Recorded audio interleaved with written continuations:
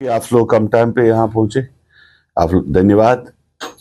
एक दो चीजें हैं जो जिस पर हमने सोचा कि बात करनी चाहिए।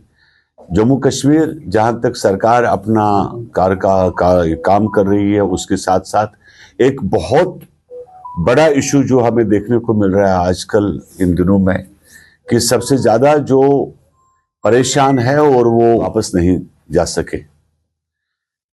मैं देश के गृह मंत्री से और देश के प्रधानमंत्री और राज्यपाल महोदय से मेरी अपील है, हमारे कश्मीरी पंडित दिल्ली में 2 सालों से उनको कोई रिलीफ नहीं मिल रहा। जो जम्मू कश्मीर में जो कश्मीरी पंडित है, खास करके जो पीएम पैकेज के थ्रू जिनको अपॉइंटमेंट्स मिली थी, और उसमें आप जानते हो कि 2 साल पहले हमारे कुछ साथी जिनको टारगेट किया गया, बहुत सारे एम्प्लॉयज परेशान हैं, जिनकी मनमानी से, कुछ अफसरों की मनमानी, ऊपर से क्लियर कट इंस्ट्रक्शंस है कि इनको सिक्योर जगह पे रखा जाए। लेकिन मेरे पास जो लोग मिलने आ रहे हैं, जो बता रहे हैं कि वो ये है कि उनकी ट्रांसफर ऐसी जगहों पर की जा रही है कि जहां पे उनके लिए काम करना बहुत मुश्किल है। अगर कल को कुछ हो जाता है तो उसका रिस्पॉन्सिबल कौन रहेगा?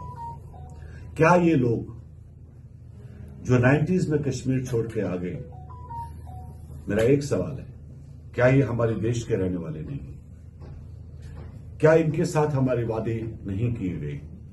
जरूरी ये है क्या कि इलेक्शंस में ही खाली हम इनको ढूंढें अपने वोट बैंक के लिए?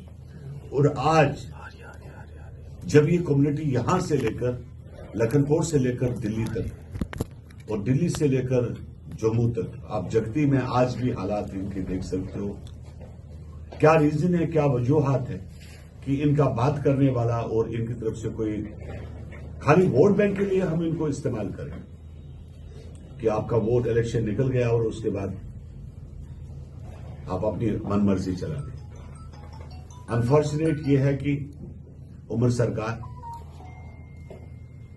जहां तक हमने ये माना था कि नई नवेली दुल्हन एक नई रूप में आएगी सरकार बनने के बाद, लेकिन अब सरकार जब बनी तो फिर उनका ये रोजमर्रा का ड्रामा कि भाई हमारे हाथ में कुछ नहीं है। अगर उमर सरकार के हाथ में कुछ नहीं है तो उमर सरकार रिजाइन क्यों नहीं देती?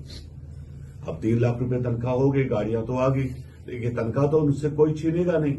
अगर इतनी तुम्हें ये लग रही है कि सही माने में तुम जम्मू कश्मीर के हमदर्द हो, तो आज के आज इस्तीफा दे दे। और यहां पर हम डिमांड करते हैं हमारी पार्टी के राज्यपाल का शासन कायम हो। कम से कम ट्रेजरीज तो खाली नहीं रहेगी, कम से कम R&B, PMGSY जो बाकी डिपार्टमेंट्स है, कम से कम ठेकेदारों के काम, उनकी बिलें जो है वो नहीं रुकेंगी। ये जो हालात हमने देखा एक साल 2025, 2019 के बाद ये पहली दफा ऐसा हुआ कि इस स्टेट में कि आपके फंड्स नहीं है, आपके काम नहीं हो रहा, आपके डेवलपमेंट्स वर्क सब रुके हुए हैं।